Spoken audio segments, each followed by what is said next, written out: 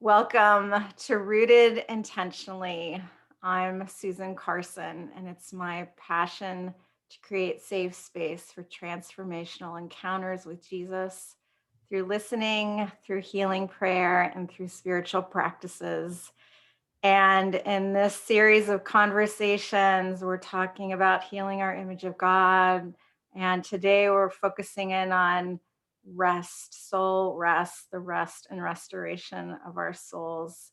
So we're going to chat for a bit and we're going to share a practice. And today I'm super excited to introduce you to my new friend, Curtis Zackery. Welcome, Curtis. Oh, what's going on? It's good to be with you. So excited that you're here. Curtis, you are the teaching pastor at Church of the City in Franklin, Tennessee, right outside of Nashville. My Yes. my stomping grounds for a few years in the college years. Love Nashville, love the whole area. You are author of Soul Rest, Reclaiming Your Life, Return to Sabbath.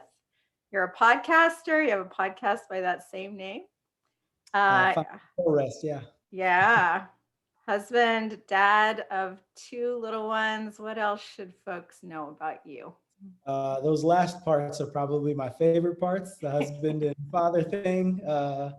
Yeah, just love to talk about Jesus and hopefully am a resource to others. So, yeah, it's good for me. Awesome. Awesome. Well, I always ask guests the same first question. So, in these times that we're living in, which are challenging and crazy on multiple levels, what has been helping you live rooted in Christ? Yeah, I think the greatest gift that I've received in this season of time, really over this last year and a half, has been the gift of lament. I feel like Mm, something that is extraordinarily underappreciated in our current iteration of faith practice. I want to yeah. say in America, but I may even say just as human beings in our current reality.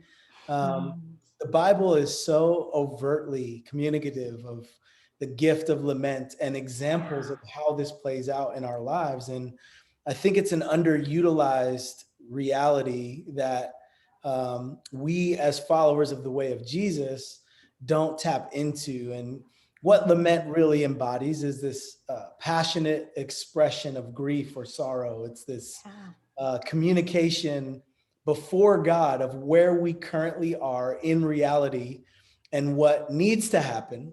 And Mm, basically, the bottom line truth that says, unless you show up, unless you provide what is required, then nothing's going to change. And mm, rather than us rushing to try to provide our own resolution, I mm, think we need to sit still and hold space for God to do the thing that only God can do. And we don't do that very well. I think we rush very quickly to remedy or intuition or instinct or best thinking that says, this is what I assume we should be doing, rather than just trusting and waiting. And so mm, for me, in the midst of all of the tensions, whether they're racial tensions, political tensions, COVID being a reality, the financial considerations, yeah. for me, lament has been the thing that has kept me at a place of understanding God's provision, that Mm. He truly is the only one that can bring the remedy that we need. And it keeps me from rushing to try to resolve things on my own. Mm. Gosh, that's so good. That has been a very meaningful practice for me in this season as well. Just the invitation into that raw honesty. Hmm. Yeah. Yeah, I love that. Thank you. So, soul rest. I'm so curious. How did this message of rest and Sabbath become a part of your story? Yeah. So the quickest way to summarize that idea would be connecting to a season of time where I was serving with my bride in the Bay Area of California at a small church plant. And we were neighboring and living alongside so many people that we loved deeply. There were so many good and purposeful things that we were doing on a day-to-day basis, whether it was helping homeless friends find places to Mm, live, or walking alongside people who were recovering from addiction, or people who were transitioning from prison into civilian life again. We had friends who were dealing with the implications of sex trafficking, and kind of getting out wow. of those spaces. And so Yeah. we found ourselves in a space where the type of work that we wanted to do was right before us, and we were engaging in it. I think the biggest thing that I would say is, very quickly into the beginning of that season of time, I started to recognize that I was beginning to feel tired, and Mm, not just tired in a way that would be remedied by taking a break, but ultimately there was this depth of fatigue that I didn't know how to touch with days off, or a vacation, or a new purchase of something, or whatever. There was just something that was an underlying reality that I didn't know how to fix. And mm, one point of awareness that I had was, if I don't figure this out, I'm not sure how much longer I can continue. And what's wow. interesting about that is, like I said, the work that we were doing was beautiful, it was for God. Yeah. Um, but I think the honest assessment would be, I was doing a lot of work for God. I'm just not sure I was doing a lot of that work from God. And so Mm, that was definitely a challenging realization, because it wasn't a proactive hypocrisy. It wasn't that I was withholding a part of myself. It was just I mm, have, or had adopted and adapted certain ways and rhythms to be able to do things for God that didn't necessarily require my inclusion of Him in it. And so wow.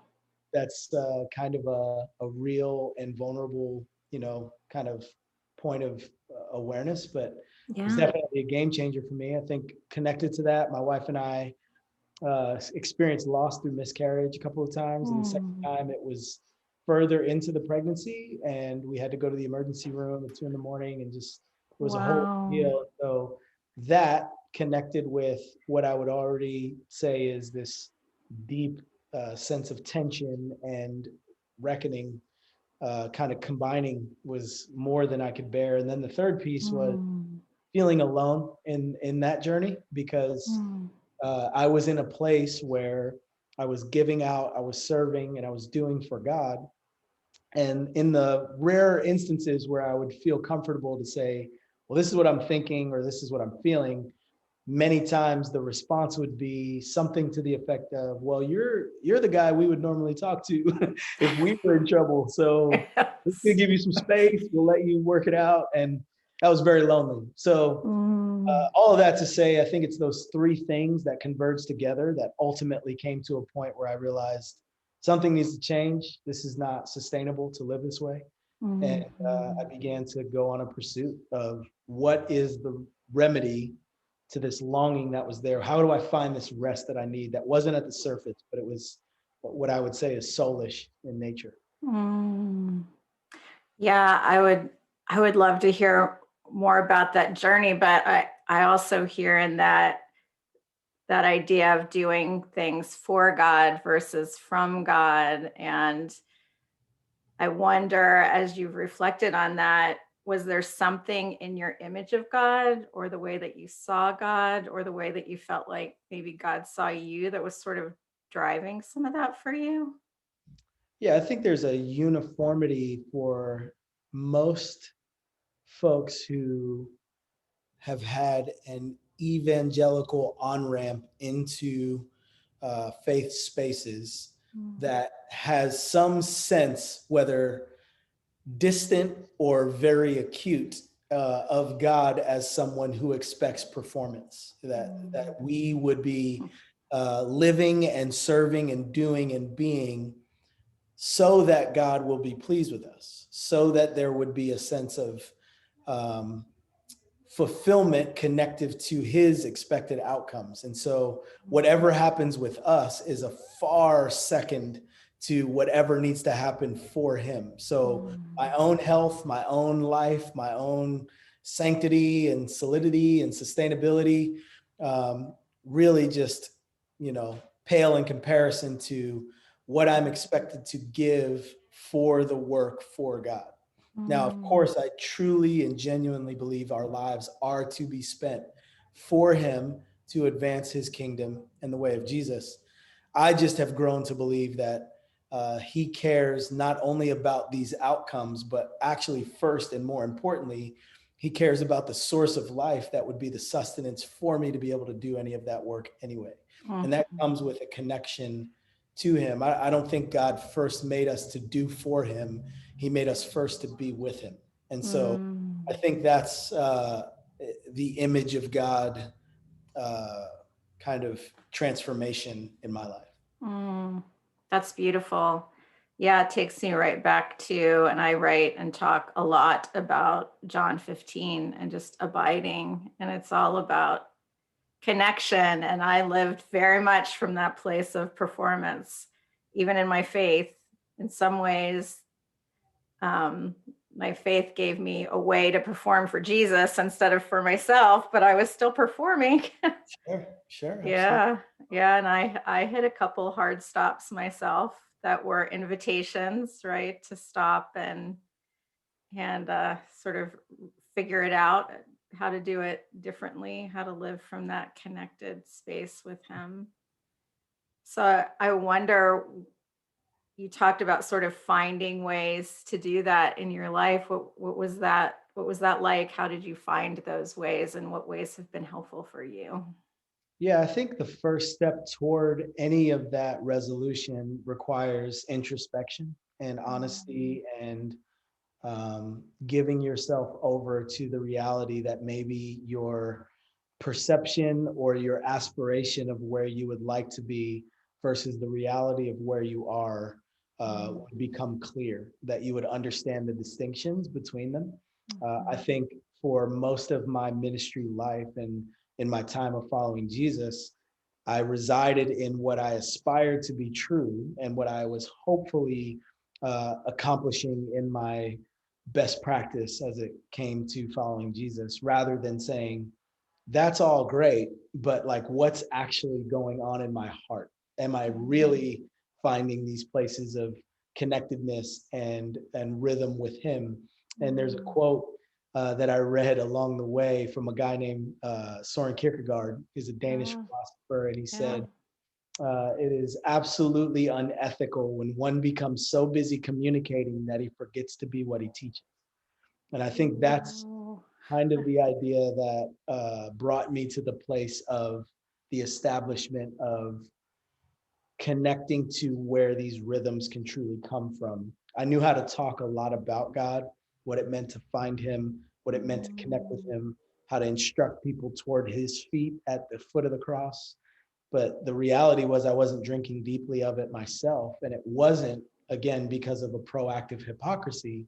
It was just more of an yeah, adoption of just a rhythm of things that needed to function in order to be able to survive. So yeah. I think that introspection and that self awareness, that ability Mm, to trust God with whatever I found as I began to investigate those places, because no one is pining for introspection only to discover that there are deficiencies. Nobody's pining for, opportunities to see where you're falling short in your own pursuit in life, especially when they're not things that are visible to anyone else in the world. It's only mm, between you and God. And so I think the greatest gift in that way was God nudging me and giving me the permission to stop and to consider the condition of my soul, and to mm, recognize that that condition was not one that was favorable or his hopeful aspiration for me.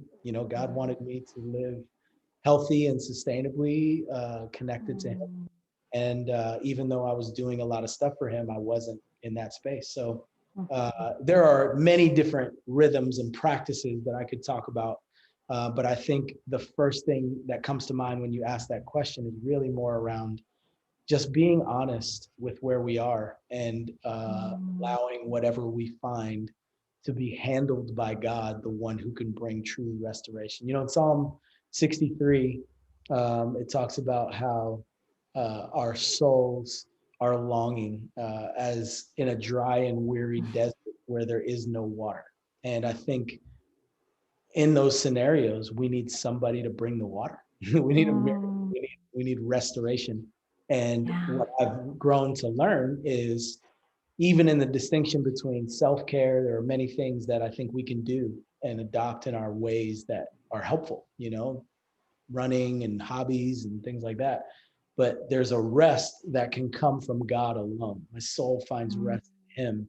And I think mm, that's the thing that, even for somebody who would be a professed follower of the way of Jesus, we need to be honest and truly address whether or not we're finding that rest for ourselves. mm. Yeah, that's so good. And what do you think? I think, especially as I'm listening to you, of leaders and some of the things we see in our world right now with leaders who are struggling or maybe failing, and wondering, how we as leaders or just people living this life sort of connect and begin to be aware, right, of the state of our soul so that things don't progress to the point, right, where we're crashing and burning out, and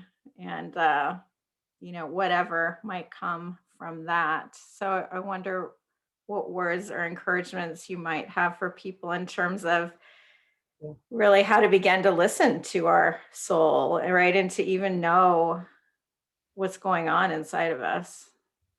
I remember reading one time a quote that said, "The soul is a stream and we are its keeper." Um, Mm, that's really helpful to me because it gives me the imagery that's appropriate, where we're not the ones that are causing the stream to flow. It's not up to us to make the stream move. The stream is flowing. God is the source and the mm, strength that makes our soul go. But it's up to us to be mindful of that stream and to recognize whether there's litter floating across the top. If you were ever wow. to come to a riverbank or to a stream and you look in and you see that there are old trash cans or big items that are blocking the flow of a stream, it's obvious what needs to be pulled out and moved out of the way. But then there are other times where you come to a stream and you see little pieces of paper, tin cans, things like that, and they just need to be plucked out along the way. And the thing that we need to be careful of is those little things that are floating along those streams on the surface can seem like, well, they're so small, it's not going to make a big difference. But we all know that they can acquire and Mhm. gather and Yeah. create its own blockage itself. And so I think that's really where I would immediately come to, is this place or this practice to say, man, we need to tend to the condition of our soul. It's not up to us to be the source or the strength, but it is up to us to pay attention to what's happening and Mm, polluting what we are called to steward and care for. And so I think a lot of times it comes down to, it's interesting. I have many conversations in some of the work that I do where people wonder about or are seeking for their own life to stave off why leaders fall. What is it? What is the trigger that has set them over the edge, or what was the tipping point? And I don't really feel like there is usually an instance. I don't think that there is a thing. I think it really is an accumulation of time that we mm, continue to allow both the things that are flowing in our stream that could potentially pollute it to continue to pass untouched or untended to. But then the other piece of it is, I always share this imagery, and it might be a bit elementary, but it's really helpful for me. I think about how I always learned as a kid about how a mama bird feeds her kids. She goes and she mm, finds a worm. She chews up the worm and she shares the worm with the babies, and that's always been an interesting prospect, that the mom goes and gets the food and then not only gets the food, but like prepares the food and then shares the food. But then I had mm, this distinct thought: the mama bird doesn't find her own food, she's gonna die. Like one day she's just gonna be mm, flying and all of a sudden just fall out of the sky. And you go, what? what happened? Everything looked so great, but Yeah. she needs nourishment. She needs her own food. And what I've seen unfold in especially this last season, where so many really heartbreaking for so many Yeah. people instances have been happening with leaders that they have great esteem and respect for. It's kind of like that, but it's not a Mhm. worm, it's the word. They go find the word, they chew up the word, and then they share the word. And the word is no less nourishing to the children. But if they Mhm. don't get their own word, one day they're going to be flying along, and then all of a sudden they're going to fall out of the sky, and we're going to go, what happened? How did that Mhm. happen? And so I think that that's the encouragement. It's both. It's this idea of intentionality and maintenance of what is true about our lives and our secret places and our stream, but then also being honest about how for many of us there's just deficiency when it comes to us finding. We know how to talk about God, but are we spending time with God? Yeah. Yeah. Yeah. That's a beautiful, really helpful picture, I think. Um, so you talk about Sabbath. So what does Sabbath look like in your life? What does that kind of rest look like, and what does that mean? Yeah, so there are so many ways to talk about Sabbath. I think Sabbath is something that I've learned over years and through research and reading and conversations that is a touch point for some, very important for others, an afterthought for some, and disconnected from their life experience for others. I mean, there's just different iterations by which Sabbath can be approached. I think the most important thing for me when it comes to Sabbath and any sort of communication of why it's important for me is the word Sabbath is the word Shabbat, which means to cease or to stop. And Mm. so, whether you have a faith practice that has incorporated or involved Sabbath over years and time, or even for people who may not even profess to be followers of the way of Jesus, there is great inherent benefit with Mm. incorporating Shabbat, to stop and to cease and to understand where you are. Now, the Mm. reason it's important to me as a follower of Jesus is that Sabbath or ceasing is something that God built into the rhythm of all things from Mm. all of creation. On the Right. seventh day, we know in the retelling of this story that it says that God rested from the work that he had done in Genesis chapter 2, verses 2 through 3. And it's interesting because in those two verses, 3 times the same phrase is uttered. God rested from the work that he had done. Now, any reader of the Bible, I'm not a Bible scholar. I like to read the Bible, I study the scriptures, but I do know enough to know when something is repeated multiple times in short order, you should pay attention. And Yeah. so it's very notable to me, especially as I began to investigate this idea of rest, that in 2 verses, 3 times the exact same phrase is uttered. God rested from the work that he had done. So the question then becomes, why would God have to rest at all? If you read the Bible, you know that he's omnipotent, which means that he has all the power. He's omniscient, which means he knows everything. And he's omnipresent, which means he's everywhere all the time. Why would a God like that need rest?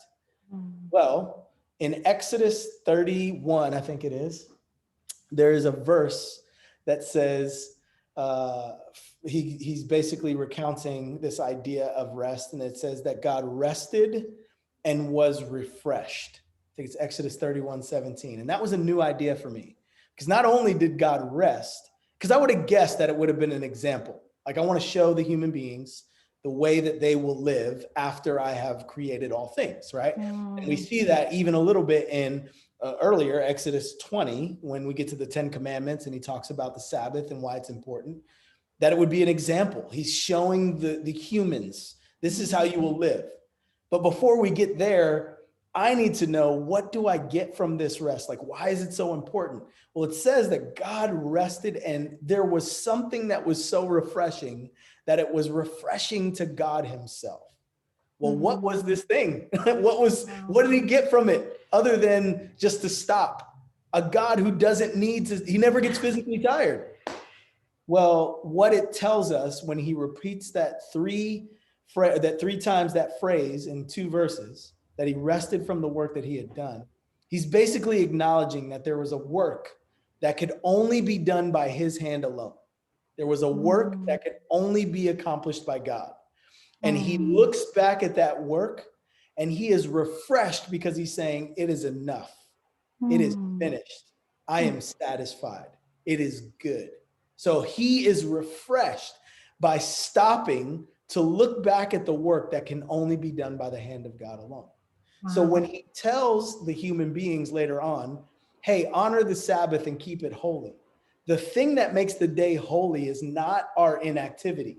It's not our ability to adhere to it with more rigidity.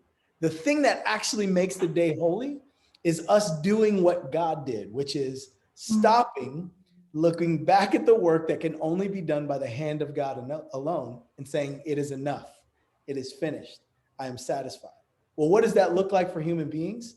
It mm, looks like us not thinking that our productivity, our accomplishments, our identity connected to our work is the thing that's the most significant.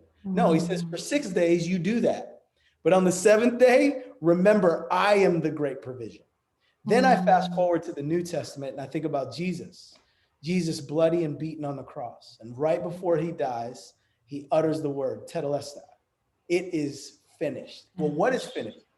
It's a work that can only be done by the hand of God alone. And Mm, because that work is done, we get to rest. There's mm, rest that comes from his finished work. So that's why it's significant to me. It's not in adherence to a rule or a law so that God would be pleased with me. But mm, again, it's a pathway from God to connect with him. So that's why Sabbath is such a big deal. I think stopping and remembering his finished work in both mm. creation, practically and tangibly, but also ideologically and from an identity standpoint. It's why it's so important. Mm. Yeah, I love that you made that identity connection there. In the end, it's knowing who God is, right? And what he's done and accomplished, and knowing who we are in response to that and in relationship with him. Um, so people practice Sabbath in different ways. I wonder, what is that? Do you have a way or ways? Or like if somebody says, I want to practice Sabbath in my life, what what would you suggest maybe they try? Yeah. So, one of the things that I am very passionate toward is there being an intentional step toward experiencing Sabbath rather than being passionate toward a prescriptive subset of ways that you have to follow in Mm, order to practice Sabbath. And the love reason that. for that is, for me, relatively simple. You know, we look at God in the beginning of this story that we're talking about and what connection with him look like, what following his rules and laws look like. This was all prior to the incarnation of Jesus Christ into the flesh here on earth, the fulfillment of him taking on the brunt of what we as human beings could never, like all of this. We need to factor all this in. And inside of the finished work of Jesus, I truly believe that there is a graciousness that is extended for us as his children. We're covered by his blood. We respond and live from his finished work as Christian people. So the prescriptive nature of what it looks like for us to practice Sabbath isn't, I don't believe, going to be a deal breaker as it pertains to our eternal position with God. Yes, yeah. But again, I say all of that to say, if I can reframe my thinking and not look at Sabbath as a rule to be followed, but a pathway of communion with God, now Mm, instead, it's not about whether or not I'm doing it right. It's whether or not I get to experience what he wants from me. So, what I would say is the first beautiful. step is this intentionality toward open handedness to say, in some form or fashion, I am going to stop. I am going Mm, to cease. I am going to Shabbat. So, for me, that looks like a 24-hour period. I kind of hold to what even currently in the Middle Eastern culture would be still normative, which is a Friday night to Saturday night rhythm, where in that 24-hour period, there is some intentionality for me to just put aside the work of my hands, and not the work of my hands for the sake of I can't build a birdhouse or I can't mow the lawn or I can't. But what I mean is there is something connective to my vocation that I Mm, am doing in order to produce, make, build, advance, that I think God is wanting me to set aside for the sake of the trust that He continues to produce, make, and build. mm, So it's not inactivity for me. It's not inactivity on that day that wins the day, but it's my acknowledgement of where my true help comes from, who is truly sustainable, the work that can only be done by the hand of God. But what I would say to other people who might go, man, 24 hours, that's crazy. Like that seems like a lot. Again, I think it's for us to figure out, what can I Shabbat? What can I cease in order mhm, to say to God, I am trusting that what can only be provided by your hand alone will be provided by you. So for some, it looks like, a take a 4-hour break from your phone one day. Maybe mm, it's a 40-minute break from your phone. It's progressive. I feel like it's important for us to take the step of intentionality. I truly believe that God wants us to build in this rhythm of a day, one, because we see it in the scripture, but mm. two, it's because it will be so beneficial to us if Yeah. we're able to adopt in our view of the things that are present in this world, that they are not what drive, make, and build who we are in our identity. God is that driver. Yes. Yeah. Beautiful. Yeah. And maybe just to start somewhere. I Yeah. mean, sometimes I just suggest to people like 5 minutes of silence where you do nothing. Like And just start somewhere. 5 minutes of silence for some folks is absolutely terrifying. It can feel And like forever, right? And for Yeah. some, who are listening to this, you might think, oh, you know what? 5 minutes of silence is not very much. Not Mm, having tried 5 minutes of silence in a while.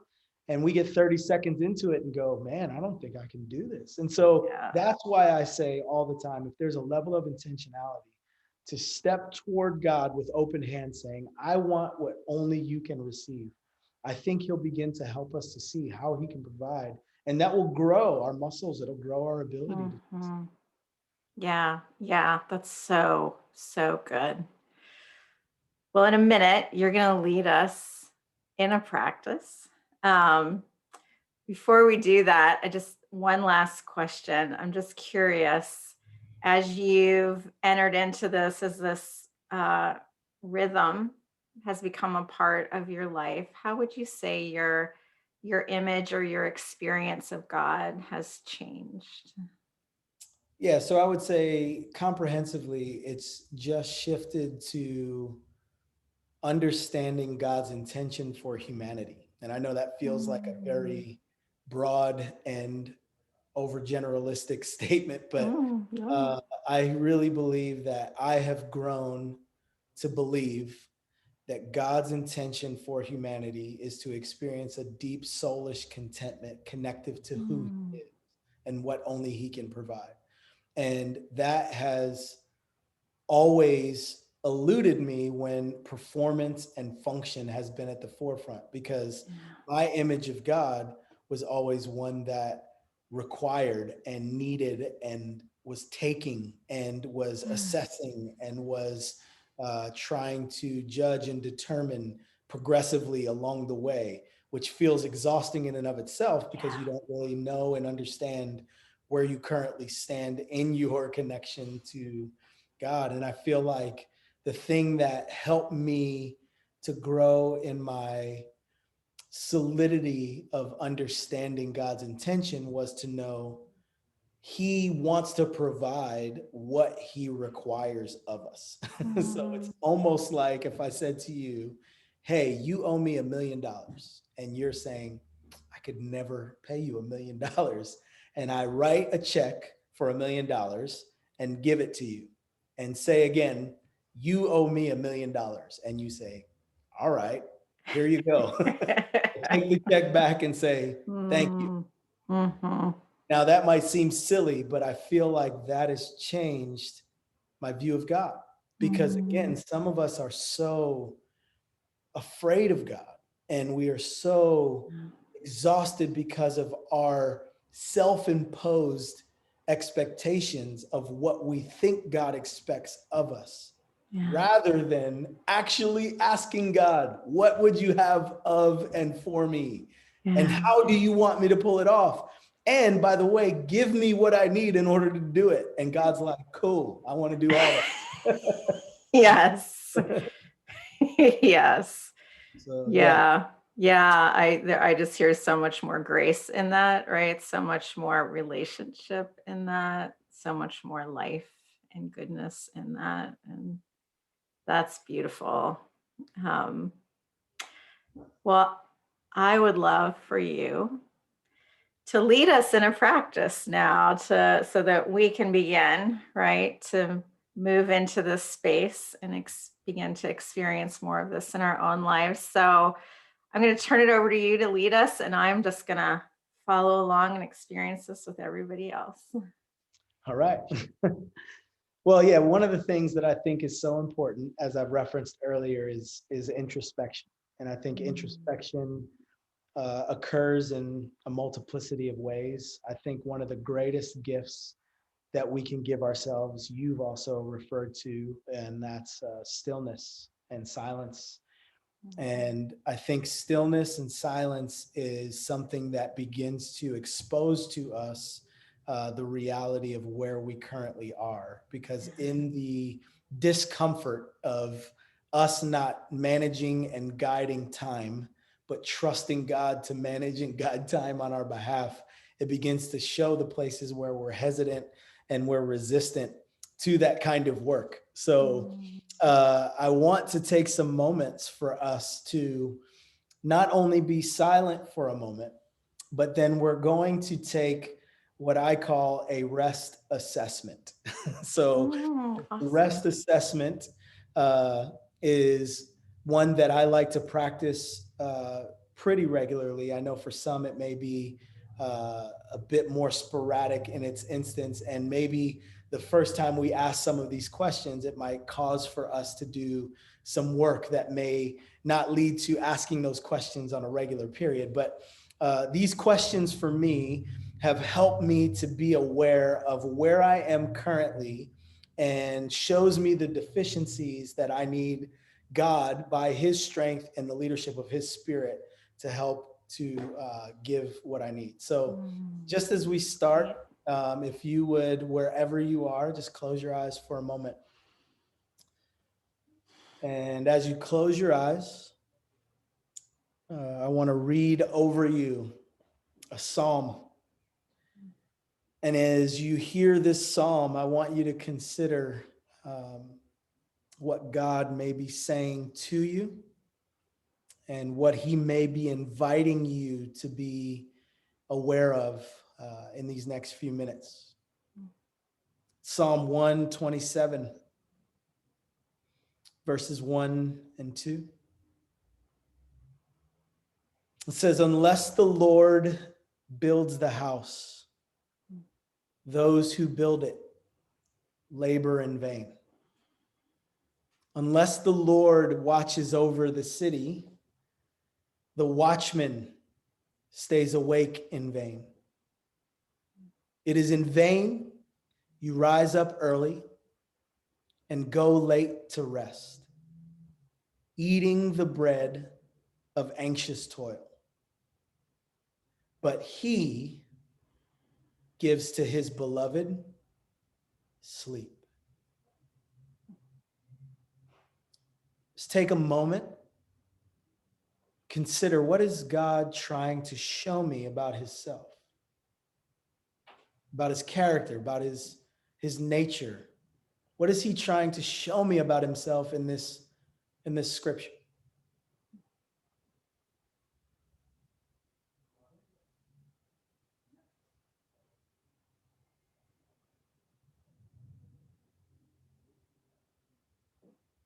And maybe just take one more set of seconds to think about what is God asking me to pay attention to in my own heart.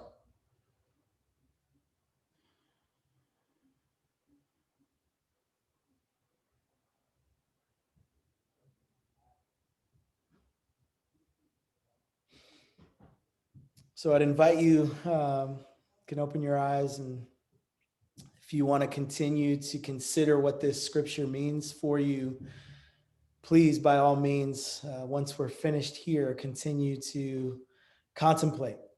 But maybe these questions that we'll ask will help to assist in this introspection. So the first area of assessment for us is our emotions.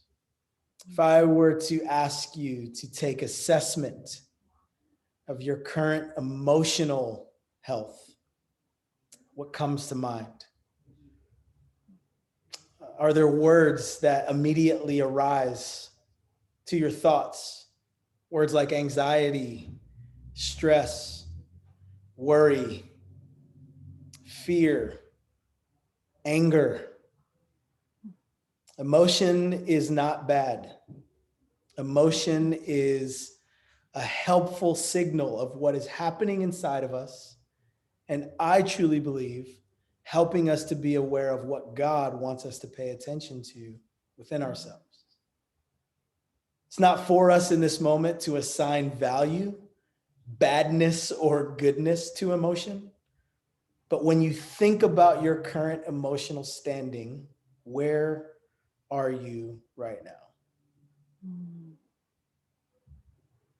Just want you to take a moment, if you have a notepad or if you're just thinking about this in your mind, to consider what comes to mind. Another question that I would ask as it pertains to our emotions are, how do my emotions or my current emotional well-being affect my spiritual life? How do my emotions and what is currently true about my emotional standing affect my spiritual life?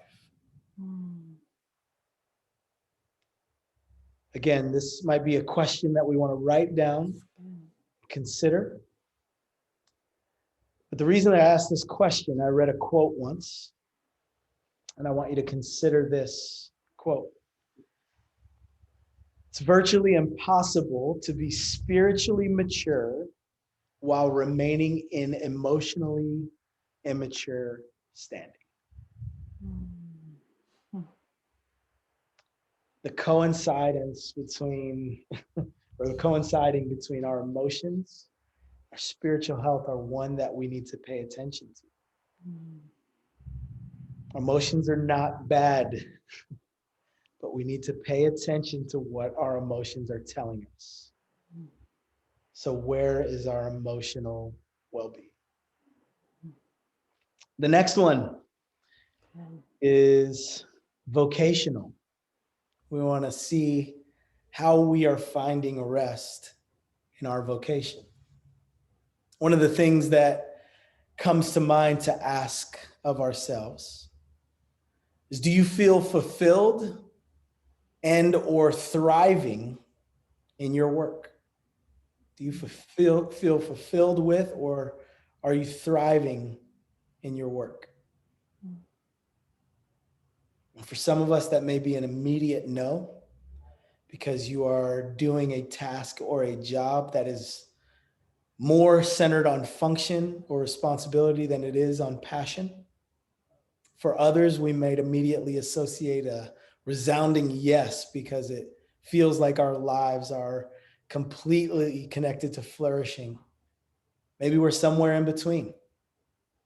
But I want us to pay attention to the answer, not solely based on where we should be or what we want to be true, but what is our current reality? Because the second question is, what do I need from God in my current vocational situation that Mm. would bring a sense of fulfillment and connectedness and flourishing? Mm. For some, we haven't given ourselves the permission to ask these kinds of questions because we know that our vocation has to do with our income, our ability to produce. And from there, we just do what we need to do. But you need to know that you have permission to ask these questions because God is the one who can supply all of our needs. So whether that's a redirection of vocation or fulfillment inside of our current vocation, let's go to him with a true assessment of where we are. Mm. The next one is going to be relational. And relationships are vital when it comes to following the way of Jesus and understanding that this faith in Christ is meant to be lived out amongst community. Some of us hear the word relationship and immediately we feel anger and frustration because we don't have an immediate assignment to people who we would say we are in relationship with. Maybe this is an area that we would articulate we're experiencing deficiency in, or maybe some of us are experiencing relational challenges that are keeping us from being able to connect deeply with God. Mm. So the one question I want to ask is, how would you evaluate the status of your current relational connections? Mm. Say you have a healthy subset of relationships. Would you say that maybe relationships are a strain or a drain? Would you say that they're a deficiency? Would you say that there's an abundance, maybe to a detriment? But how would you describe your current relational standing? Mm. And then the one question that I would ask as it pertains to relationships before we move on to our final one is, who are the people or the person that you can immediately identify as a life-giving agent for you? Who are the people or the person that you can immediately say they add to my life? They build into my life. The reason we ask this question is some of us have that person and it will cause us to celebrate and to be thankful for that truth. And for some of us, maybe who have a lot of relationships, we might realize I can't immediately identify that person. And it's important for us to have that. Then the final one for our purposes today will be developmental. We want to take an assessment of our current developmental situation. This would breed a question like, when was the last time that you actually did something for yourself? When was the last time that you actually done something for yourself that would build up your life and make you feel fulfilled and nourished, even if it's as simple as reading a book or taking a walk? Now, some of us have a quick and easy answer to this question. But what I've found is many of us, when we're honest, realize most of our lives are lived and focused on serving others. But we haven't taken the time to build into our own lives. Mm. So when was the last time you've done something for yourself? And then the final question is, if you had more time in the day, if you were afforded extra hours, what would you spend that time doing? I think this is an important question because some of us, again, will realize in answering this question that we need to be spending time doing that thing and we're not spending time doing it. I think others of us will hear that question and have a sad reality that we don't know what that thing is. And we need to give time to figuring it out. Mm. So that was a short form of a longer exercise that I would normally do, but hopefully that will be helpful for us as we move forward. Mm. Thank you, Curtis. Yeah, that's a great practice for self-awareness, self-inventory, just checking in. So I love those questions. And I feel like I just maybe need to take some time to go read a book for fun. So Fun. There you go. that might be Blame it that on me. might be my takeaway. There you go. That was awesome. Thank you so much. I feel like we could talk about this forever because Oh, it's so so fun. important and you bring such life to this conversation. So thank you. Oh, you're welcome. Um I know people are going to want to connect with you, find your book, find your podcast. What are the best ways for them to do that? Yeah, I'm terrible at all this stuff. So the way I would do it is just Google the stuff. So no, Finding Soul Rest is the name of the podcast. You can find it in any of your podcast apps that you use. My most recent book is by the same name, Finding Soul Rest. It's a 40-day devotional. Soul Rest is the name of the original book. You can find that on Amazon. All of my social media is Who Is CZ, and the website for the ministry is findrest.org, and you can find all of this different stuff there as well. So good. Thank you. Yeah, so everybody go follow him. Get the book, listen to the podcast. It's all good stuff. So cool. Thank you so much, Curtis. And thank you all for joining us today. I'd love to connect with you too. You can find my book, podcast, blog, some free stuff at susancarson.net. I'd love to connect with you on Instagram and Facebook on my author pages, Susan Carson Author. And I'm a spiritual coach, speaker. I would love to journey with you in any way that would be helpful. So thanks once again for joining us today. And we bless you to live in rest, deeply rooted in love.